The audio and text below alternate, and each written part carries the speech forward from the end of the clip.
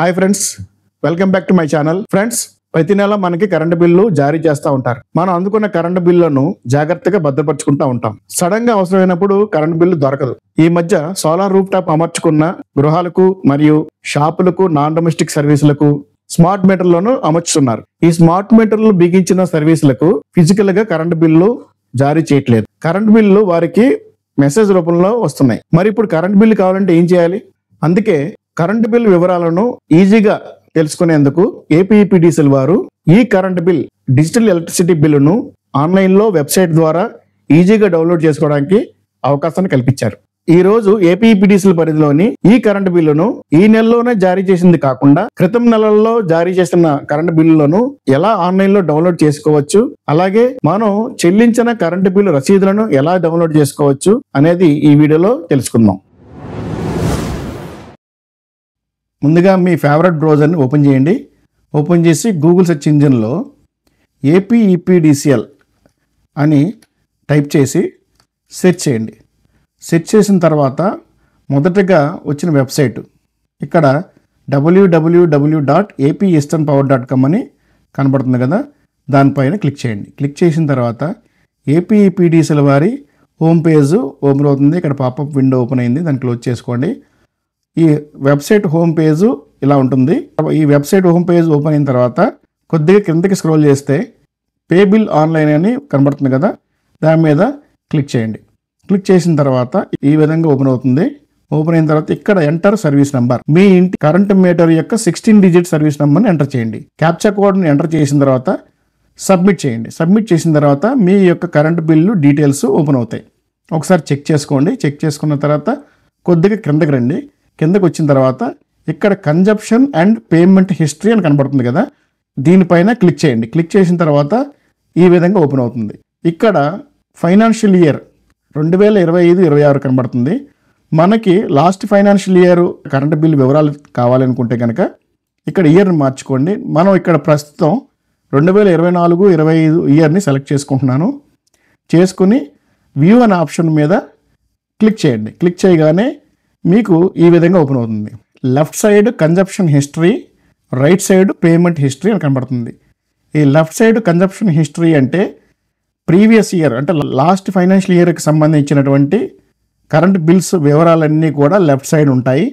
For example మీకు ఫిబ్రవరి నెలకు సంబంధించిన కరెంట్ బిల్లు కావాలి అనుకుంటే కనుక రైట్ సైడ్కి వచ్చిన తర్వాత ఈ బిల్ అని ఉంది కదా, ఇక్కడ డౌన్లోడ్ ఆప్షన్ బటన్ ఉంది. ఈ డౌన్లోడ్ ఆప్షన్ బటన్ మీద క్లిక్ చేయగానే మీకు కరెంట్ బిల్లు ఓపెన్ అయిపోతుంది.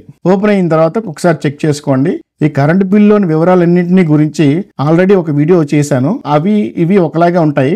కావాలంటే ఒకసారి వెళ్ళి చెక్ చేసుకోండి, మీకు వివరాలన్నీ క్లియర్గా అర్థమవుతాయి. నేను ఇప్పుడు డౌన్లోడ్ చేసిన బిల్లు నార్మల్ బిల్, అంటే సోలార్కి సంబంధించిన బిల్లు కాదు.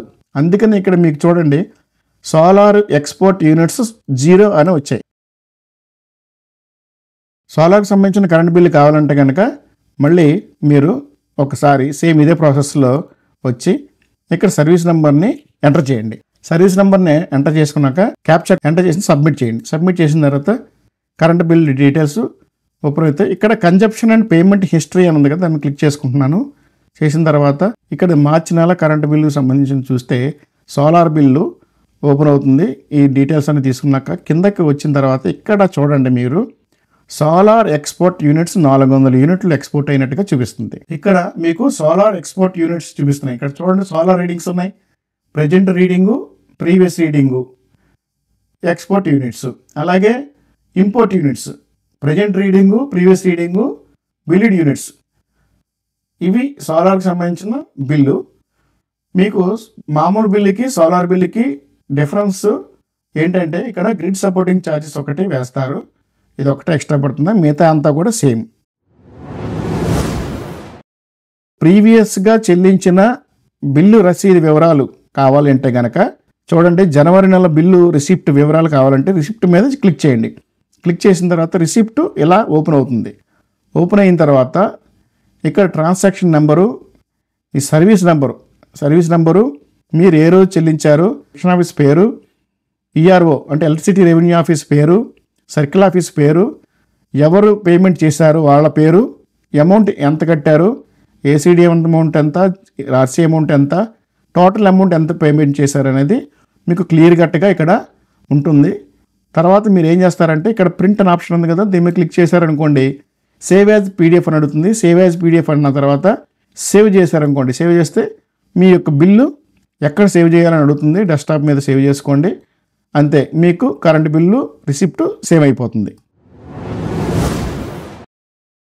Consumption history, payment history, last financial year total financial year యొక్క కన్జంప్షన్ హిస్టరీ, పేమెంట్ హిస్టరీ కావాలి అనుకుంటే కనుక ఇక్కడ పీడిఎఫ్ డౌన్లోడ్ అనే ఆప్షన్ ఉంది కదా, దాని మీద క్లిక్ చేయండి. క్లిక్ చేస్తే మీకు చూడండి total last financial year April నుండి మార్చి వరకు ఉన్న అన్ని నెలల యొక్క నెలవారీ కన్జంప్షన్ యూనిట్లు, అమౌంట్, డ్యూ డేట్లతో సహా మీకు లెఫ్ట్ సైడ్ ఇచ్చారు.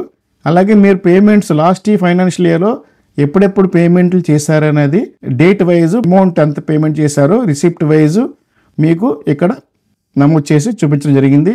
ఈ రిసిప్ట్ కూడా మీకు డౌన్లోడ్ చేసుకోవాలనుకుంటే కనుక మీరు Ctrl+P అని కీబోర్డ్లో టైప్ చేసిన తర్వాత ఈ విధంగా ఓపెన్ అవుతుంది.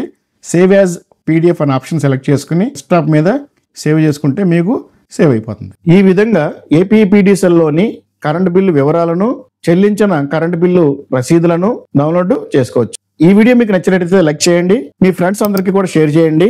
అలాగే మరిన్ని మంచి వీడియోస్ కోసం ఛానల్ని సబ్స్క్రైబ్ చేయండి.